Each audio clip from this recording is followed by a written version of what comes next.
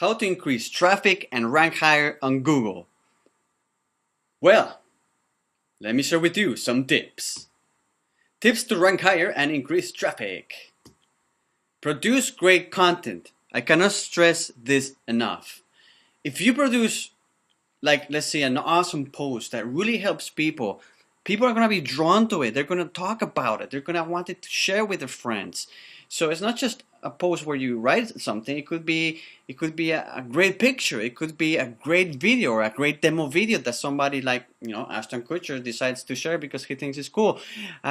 Anything, a video of your little kitty that is very funny and becomes viral, right? Great content is king. And if it's business, make sure you produce the best content. Look what's out there and try to be the best. And what's going to happen is that people are going to love it and they're going to do all the work for you. Sometimes if you only need one viral video to make it, if that's what you're looking for, a viral video that has 20 million views, it puts you in the eyes of so many people it's not even funny. But for that, the content has to be great. And you have to, and great content, sometimes, you're lucky and you shoot a video and it becomes viral. But if it's something for your business, it's hard to get viral videos happening. It's a long-term game, and this is about becoming the best by working really hard, researching what people like, researching your competition, and having a passion for what you do. And that great content will get you visitors, will get people to link to you. And this is the next step. Get backlinks. The way search engines work, and specifically Google, is by looking at how many sites link back to you. In fact, Google was called backrub, as saying, the more people that link back to you or are rubbing your back, not your butt, the higher your rank. And this is how it works. So let's say that you just have a site that you started today. It's not going to rank at all. Don't expect it to be on the top results for startups if that's what you're about, because nobody's linking to you. A page that has no links linking to it, it doesn't really exist for all purposes to a search engine. Remember that. So if nobody's back linking to you, you do not exist on the internet. You do exist, but you won't appear on search results. So how do you get backlinks? Well, one way is you create great content and then people link back to you saying, hey, this is the guy that created it, or this is where you can find that great content, right? So, and it works both ways. Not just how many links you have, is the quality of those links. So if another page that has zero traffic and nobody looks at links back to you, that's not going to do really anything for your ranking. But let's say a big site like the New York Times has a great post on something you created, and it links back to you. That link counts like thousands of all the other links, and it's going to make you rank really high, because first of all, you're going to appear on Google News, you're going to appear on all the people that watch the New York Times are going to see it. Plus, if they link back to you, my God, that is like gold. Try to get those links, and for that you may have to do all kinds of PR stunts in order to get covered on news, on blogs. Same thing you can do is, if you think you can write about something and you're a professional and you think people can benefit from your knowledge, try to write for other people, for people that already have traffic. This is a technique that has been used for many years and is very successful. It gives you reputation because somebody that is recognized vouches for you, and also usually if you ask them, and most likely you won't even have to ask them, they will link back to you and they will basically say thank you by giving you traffic, because that link is not only going to drive traffic to your site, it's also going to help you to rank higher. And forums, the same thing. If you're good at answering questions and solving issues and problems from people, and you have a link, make sure you always link back to your site on your posts. Anywhere you go, make sure you have a way for people to find you, and that's going to help you to drive traffic to your site and to rank higher. Same thing for comments.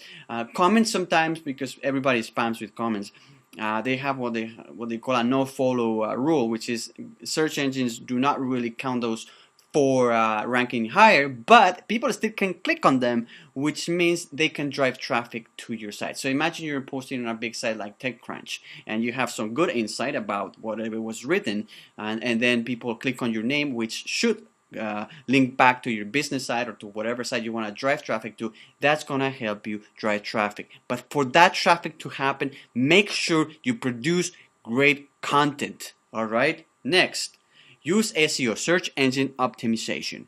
And that means basically find the keywords that define your business the worst. And this is a whole science, and it can get so complicated that if you have the money, I suggest you hire an expert.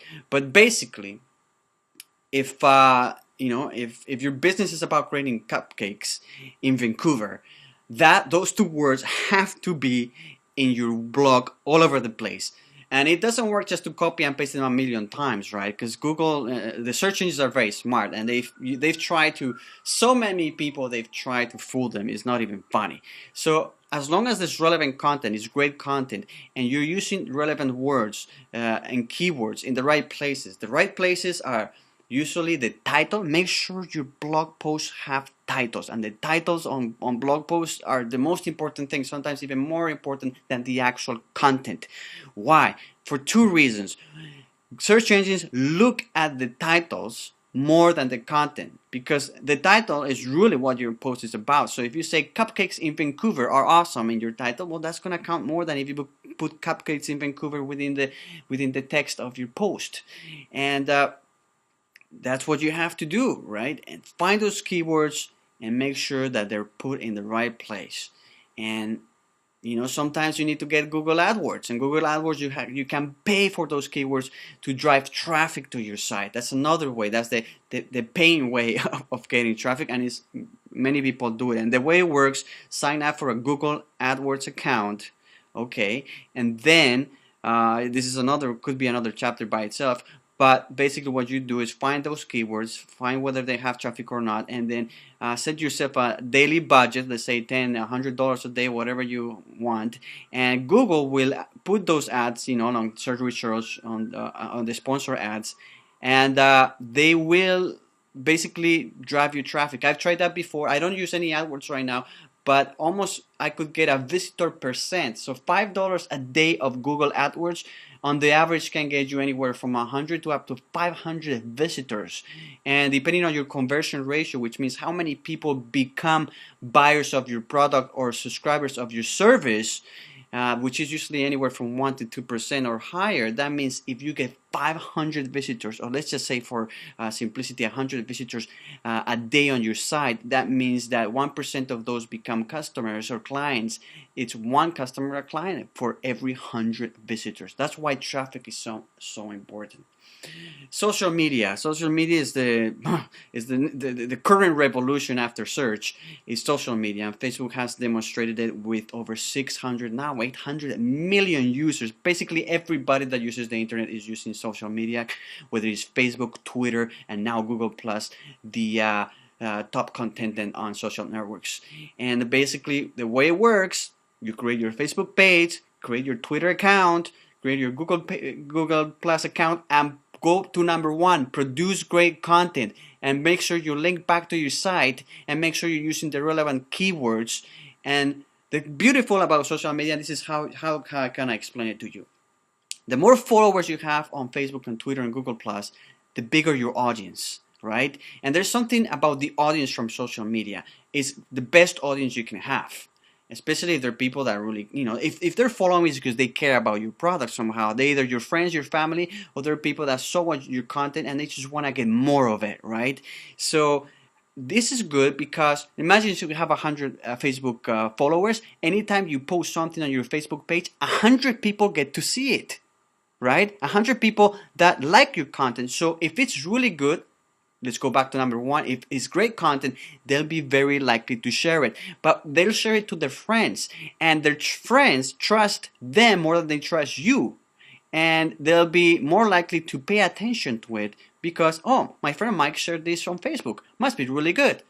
And this can create a viral effect because everybody has about 200 friends on Facebook or more. The same for Twitter and now on Google Plus, which means that if you post it to your 200 friends on Facebook and it's really good content, each of those 200 people have another 200 people that can share it, and on and on and on. And that's how you get the social media viral effects happening. It's not hard. It's hard to get it. That's what I'm trying to say. But it is something you have to really exploit today. Use social media as much as you can. Do not spam people. All these new social networks have their own rules that you should research. Basically, be polite, like if you were to a normal person. To a normal person, you don't chase them down the street. Hey, check my site, check my site, check my site, because they'll be like, come on, leave me alone. The same thing with Twitter. Don't tweet a million times about your product. Always offer free content or great content that is really relevant to what your followers are looking for, and that it's gonna make their lives easier. They're gonna inform them in a way that is gonna really help them in their daily lives. 5. Post regularly. If you just produce a great post once in your lifetime, well, you get a lot of traffic, and that's gonna be good. If it's super vital, well, maybe that's the only post in your life that you need to. But I mean, life is more about just one hit wonder.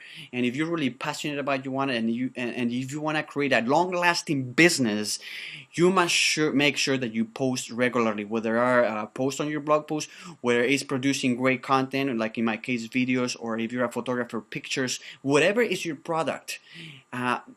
Make sure that you talk about it, or if you write about something, post about it. Make sure it's great content, and you do this regularly. Think of your audience as hungry people, right? And if they subscribe to your feed, and if they're subscribed to your blog, and if they like your Facebook page, it's because they care or like what you're doing.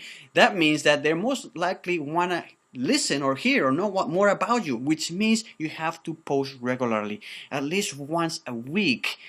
Post something that you think is gonna be interesting. Think that they're hungry. You have to feed them. If you don't feed them, they'll die. They'll leave, right? The same thing. Give them great food and they'll come back. It's the same applies to physical businesses. If you have a restaurant and you just create one good dish a week, well, it's not that good. But if consistently you produce great content, those followers, those clients are gonna keep coming back. And 6, be persistent. This goes to to post regularly. To post regularly, you have to be persistent. To be good at any of these 5 previous points, it takes time. Malcolm Gladwell, on his book Outliers, introduced the 10,000 hour rule, and it's been repeated 1,000 times, and it means that it takes 10,000 hours to become an expert, and maybe not the top in the world, but definitely if you want to be good at something, you have to put your hours. Maybe not 10,000 hours doing SEO and producing and doing social media, but you have to put the hours, you have to put the time, and to put it, you have to be passionate, and to be passionate, you have to make sure you choose what you like to do in the first place, right? And that'll allow you to be persistent, and being persistent won't be a lot of work. And I'm talking so much, but this because it is. I really believe on all of this, right? And not just show you a little bit how I've done that myself. On the next chapter, I'll show you how I've applied those rules. Thanks for watching.